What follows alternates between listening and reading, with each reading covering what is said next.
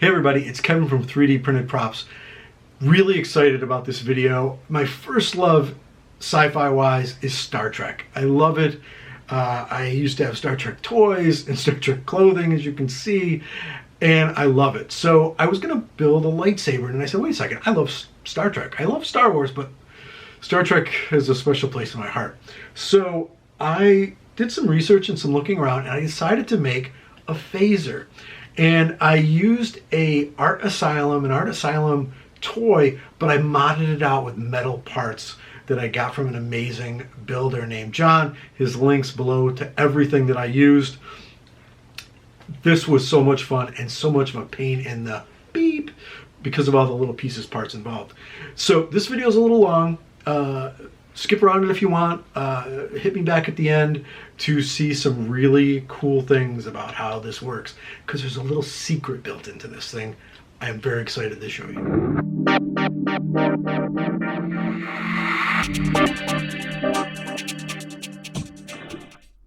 Alrighty, so what we're going to do is we're going to take this Art Asylum phaser, and I got this on eBay. And of course, get it out of all of its little things. Now this is a pretty cool looking thing all by itself, fairly accurate here and there. It's obviously not super accurate, but it's not too bad. It's not too bad. And this is why we're going to use it. So first thing we're going to do is pull this little plastic guy off the back and pop this. Now, some of these things, you know, I've did multiple times to get it right, because this was a tricky build. For this reason right here. As you can see, this is a toy put together, and oh, see that little piece just pop out? I didn't really want that to pop out because I didn't know where it went. So here I am wondering, where did this go? And now I'm sort of piecing it together. Now, before I took all of this apart, I took photographs so that I could know where to put it back, because you could see all these things. There's a crazy amount of pieces, parts. And then I put them in baggies and set the baggie aside. Now we don't need this. If you are not going to buy a emitter from John, then you will need it, and you'll have to drill an 1/8 inch hole through it. The other little piece you didn't need. And now we're just going to go ahead and start taking apart the electronics in here, the wiring, because we're going to be adding our own electronics later. So all these things just come out, just snip them out, and you are done with them. So this guy here we're going to replace, so we get rid of it. Now we need to get this bottom cap off, and that just pulls off, and save that as well. Save it all. This part was scary. We take our hacksaw and we hack off the emitter part, because we're going to be replacing that with an all metal emitter. So cool. Now it's not totally even, and that's okay, because we'll sand it later. Now this little diagram here, I did this for myself. John had it on his instructions, and it was for me to remember what to do here. So the things that are in yellow, you cut off and then sand. And in areas that are red, you grind. So you've got to rip out all the little tabby things, because we're going to be putting stuff in here. And we're going to do it on both parts. And of course, then we'll go ahead and sand some of it down later.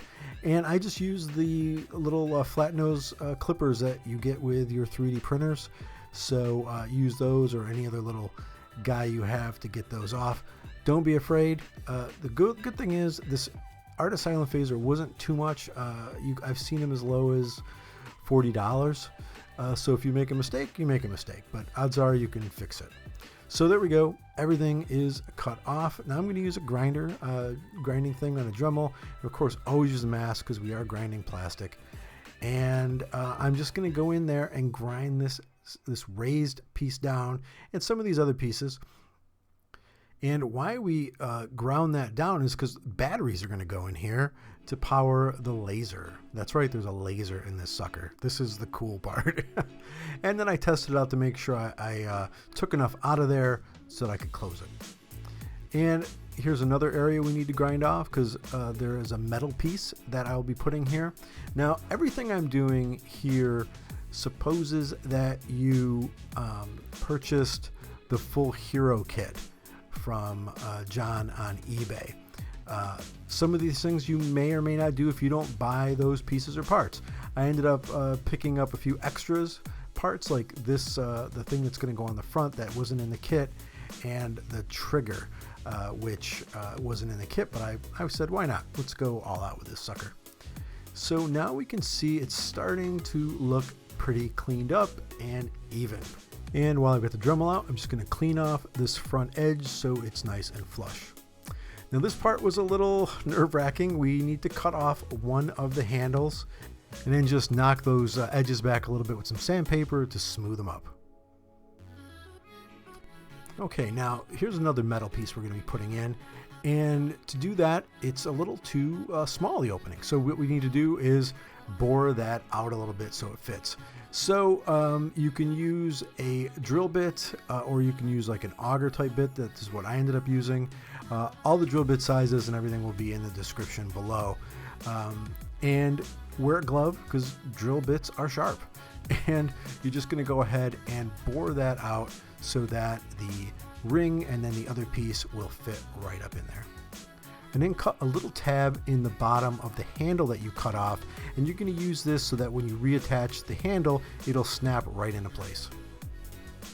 Now I'm just sort of cleaning off all the edges. I've got it sort of all put together, back together, and getting rid of that sort of seam, that line that you'll have when something is molded and put together like that.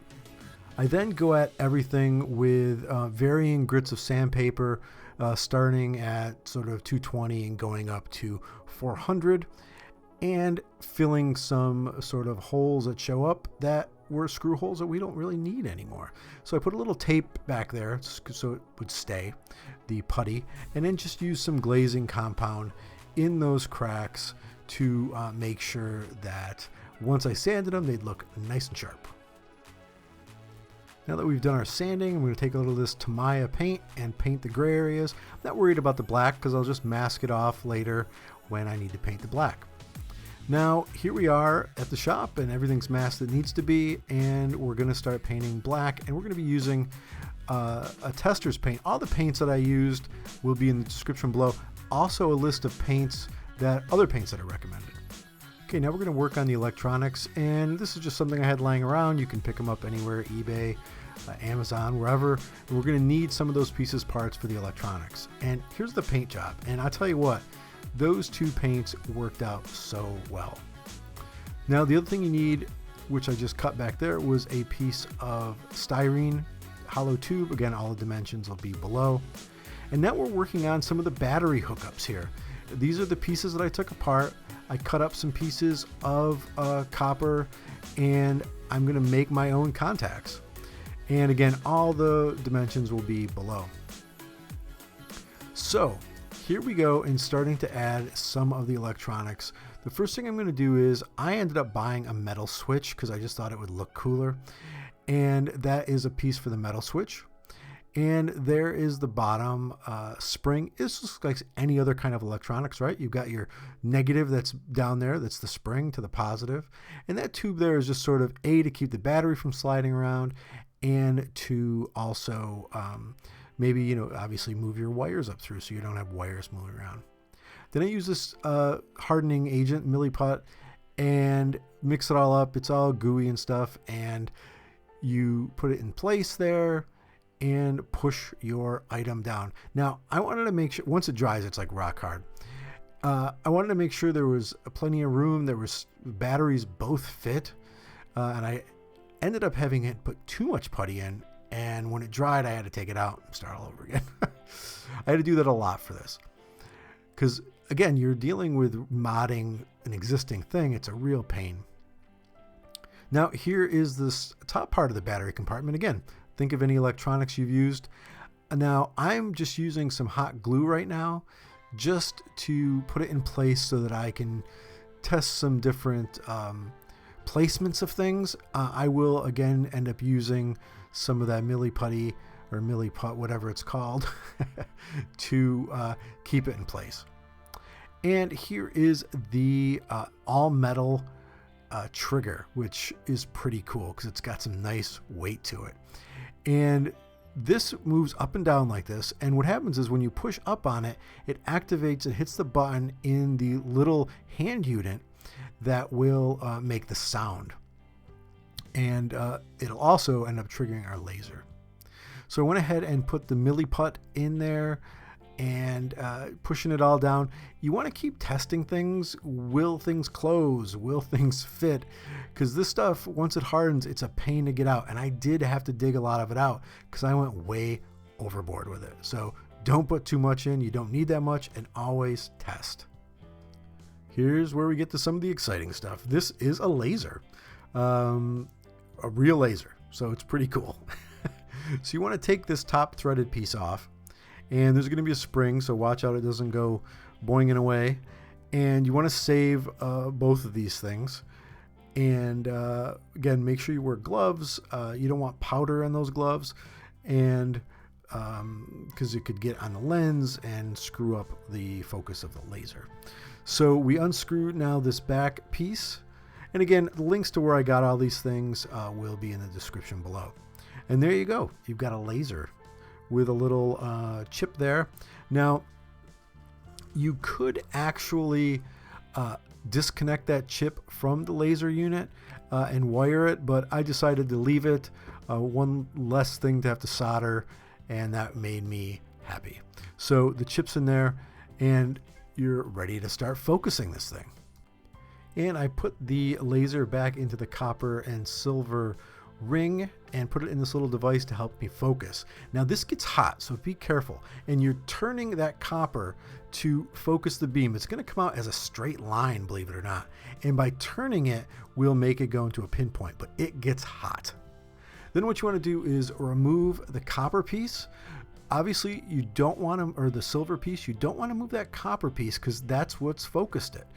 Then we're going to put a little bit of glue on there and move that around. Don't get it on the lens, obviously, and that will make it so that it doesn't become unfocused.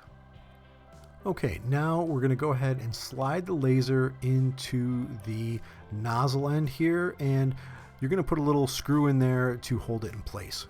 Now, I've put the back part of the phaser head into the front part, and I already added the emitter, that clear thing, and I epoxied that into place and let it dry overnight because I don't want that thing moving. And now we're just sort of jimmying this thing in place. A lot of this build is just making things fit and then checking and double checking.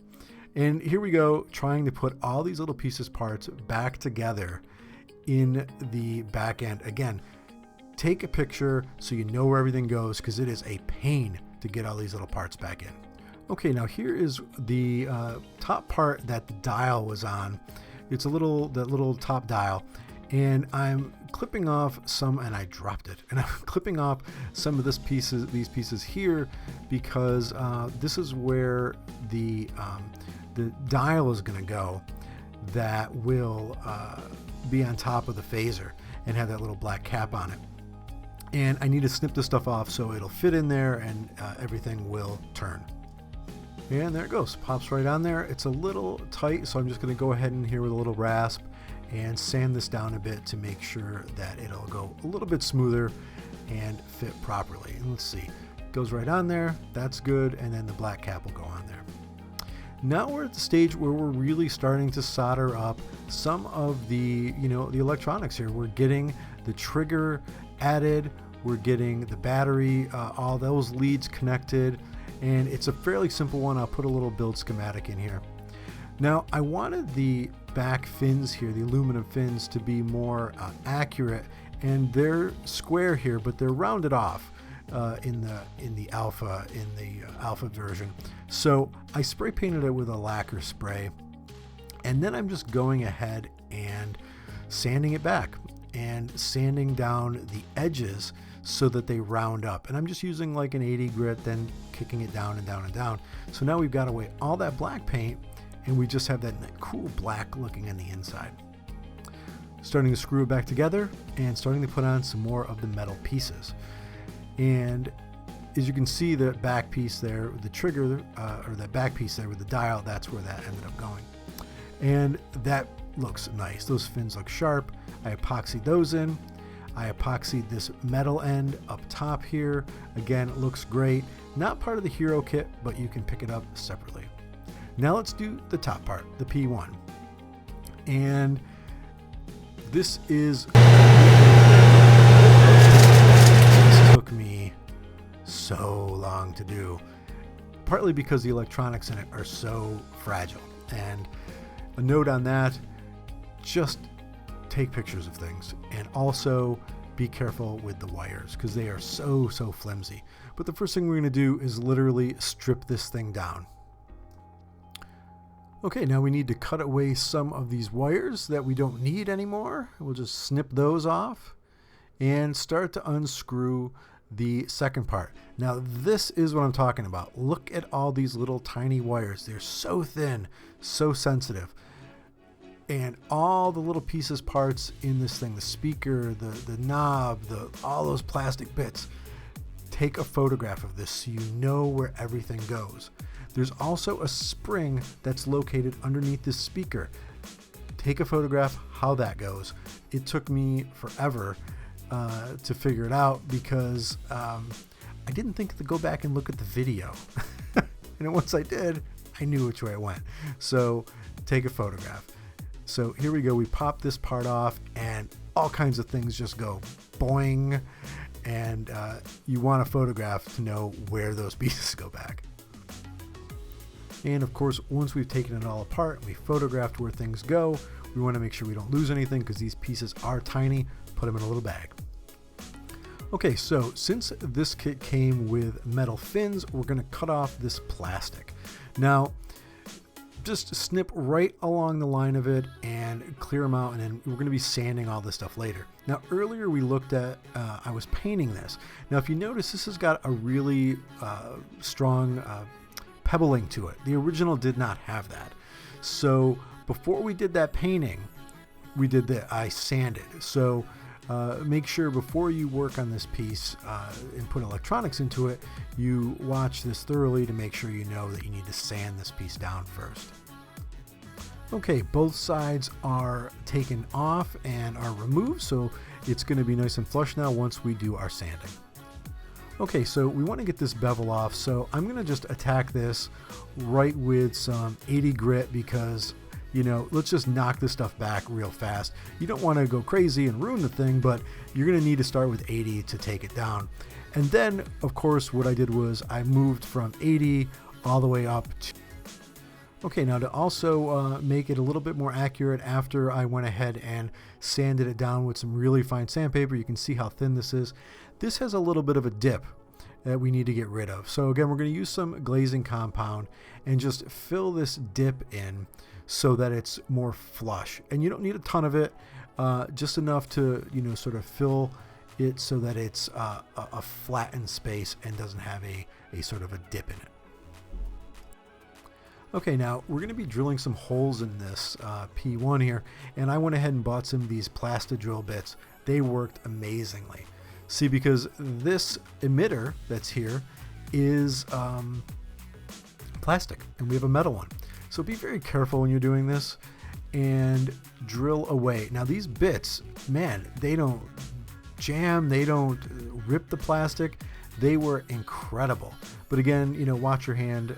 You probably shouldn't be holding it like I am, but it goes through there, no problem, and totally gets rid of everything so that the emitter that you bought, the metal one, will fit. Okay, the second hole we need to make here actually is already there. We just need to widen it, and this is the largest of the drill bits. And this is for the little metal trigger. The thing that comes with the phaser is just like a little rubbery tab, and we're going to be putting a cool machined aluminum trigger in there, and it needs to be a little bit wider. So just go ahead and widen that out, and that's where this little trigger will go. It snaps right in. It's pretty cool. And the last hole goes in the top of the phaser, and I sanded that down first, obviously, so it'd be nice and smooth, and then I'm just putting this smallest drill hole through here, and that's for the little watch jewel that will go right in that spot. And here are the two halves, looking so sharp. That testers with the airbrush did an amazing job. Now it's time to pop the trigger in there.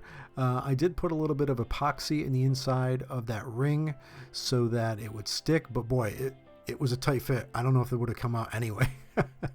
And now we're going to put the aluminum crispy piece here that came with the kit on this plastic part. So I just mixed up some epoxy, spread it on liberally as I do. I probably put too much, and then I cleaned some off and placed this so that the diamonds were in the correct position, and went ahead and used some tape, some blue painter's tape, to hold everything down in place so it wouldn't shift or move. Obviously it's a tricky thing, you can't really clamp this, but I found this tape pulled really taut helped hold everything in place until it dried. And I just let that dry. That dried probably overnight because I was working on other pieces of the build. Now we come to the part that was the hardest for me because I did a couple things incredibly wrong. I tried to use too thick of a wire. So the wire that comes out of this stuff is like hair. So I tried to use way too thick a wire, and you cannot put it all together again with wire that crazy thick. So some of the stuff you're seeing here, I ended up having to redo multiple times because this wire is too thick. So again, take pictures, do a diagram so you're connecting everything back the way it is. What I'll actually do too is I will use a Sharpie to put a little plus and minus on things on the board so I know what wire goes where, because it gets really easy to get lost in where these things go. So on that board, I put a little plus and a minus so I knew where to attach things. Now, here I am taking this wire off because it's way too thick to use a thinner wire. Now you can see that I've got the fins on, and I used epoxy for that and let them dry overnight so I would not knock them off. And yeah, I'm going to go ahead and rewire this entire thing. And then you just finish it up by putting all these little parts back in there and making sure that it's going to work. I keep testing it and listening for sounds. You don't want to get this all put together and you find out it doesn't make noises anymore. And then we go ahead and put on this cool little emitter in the front. Put a little epoxy around the outside of that and slide it right into place. Make sure you push it in enough, look, just past that, in a little bit more, and this way you know it will still fit into the unit, because this pops into the top of the unit. Actually, that's not far enough. Push it in a little farther. The next thing we're at is this little watch winding jewel thing. It's the technical term. To the top part of it, a little bit of epoxy, and it's going to go right there. Now you might be wondering, what are you doing with those clamps?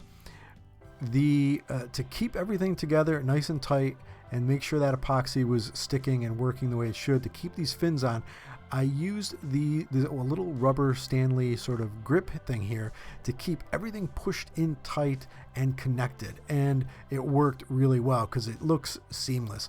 There's some bits and pieces of glue I need to clean, but other than that, this clamps kept everything holding steady and well. Now we jump back to the base unit. On the handle, I put a little rare earth magnet and then a little nail head, a brad up top, using that milli putty. Now, do test fits on this because I put too much the first time. It didn't close properly. I had to shave some down, play with it. This one took a little bit, but once you get it, the thing will snap right into place. All right, and here it is. It is so awesome. It's got such weight to it. It looks fantastic. All these metal pieces, it's incredible. The sounds, the light, I just love this thing. I cannot wait to work on more Star Trek props. So it's a laser beam, so we need a little bit of a smoke. I don't smoke, and if I actually did smoke and then actually blew it in this house, my wife would kill me. So I'm going to use, these are for rock climbing, so it's powder from rock climbing. And I'm just going to tap it. Now the cool thing is it'll play the sound and then you'll see the laser beam. So let's see, this should work. Maybe it won't work, I don't know. Let me get it on my hands.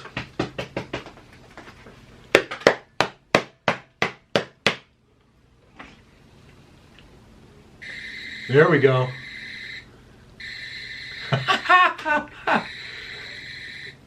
Oh, that dust is in my lungs now. Look at that. Let me get some more dust here, because I just got to keep doing this.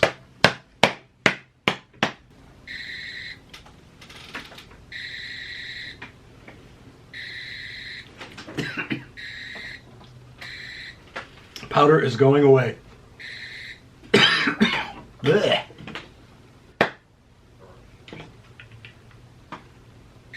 Oh, look at that. God, that looks so cool. And it's got a nice straight beam over there. Okay, I have to dust my office and my hands and the prop because I've got all that dust all over. Of course, you can't see it when it's light out, but it looks cool, and it makes a really cool beam over there, a little dot on the wall. So again, this was, it is all dusty. This was crazy fun. It pops out, of course. All these parts are metal, and it's got so much weight to it, especially with the batteries. It's probably the most favorite thing that I've made. And I'm in the process of making a communicator,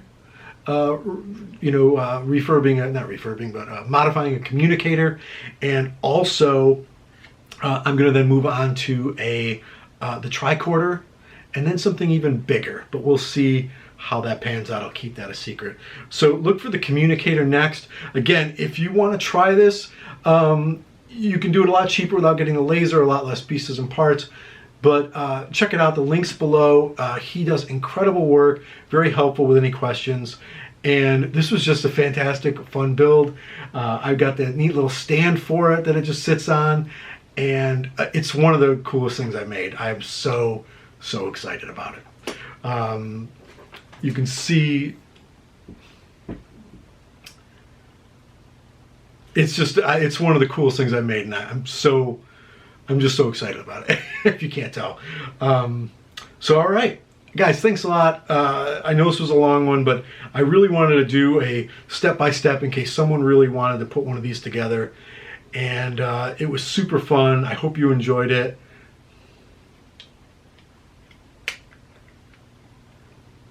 So again, thanks everybody for watching the video. I really appreciate it. It was super fun to build. It's just, it's probably my favorite thing that I've made. Now it's covered in powder, but that's okay. So if you're interested in making one of these, check out the links below to everything you need and the guy who makes a lot of these parts. It's fantastic. I can't stop saying it. I'm so excited. So take it easy, guys. I want to thank you for watching. This was a really fun build, a fun video for me to do. Super excited. I keep saying that because it's just A, that it's done, and B, I just love this thing. So thanks again. I'll see you in the next video. Take it easy. Goodbye. Oh, God. So there we go. Crazy laser beam. This was super fun to make. Super big fan. After this, I'm actually gonna, now this is done, I'm actually gonna start working on the communicator and tricking that out with metal and some pieces and parts that are gonna make it look pretty neat. Then I'm gonna go on to the tricorder and trick that out. Very excited about modding these things. Very fun. There's a really cool show coming up called Ticonderoga I'm gonna be going to, hopefully learning so much more and meeting some cool people. It does Star Trek props and Star Trek stuff. Really fun. Again, check out the links below for everything on how to make this, pieces and parts. I really appreciate you watching the video. This was a really fun one for me. It really meant a lot. Yeah, such a great prop. Take it easy, guys. I really appreciate it. Click like and subscribe, and I'll see you in the next video. All right, bye.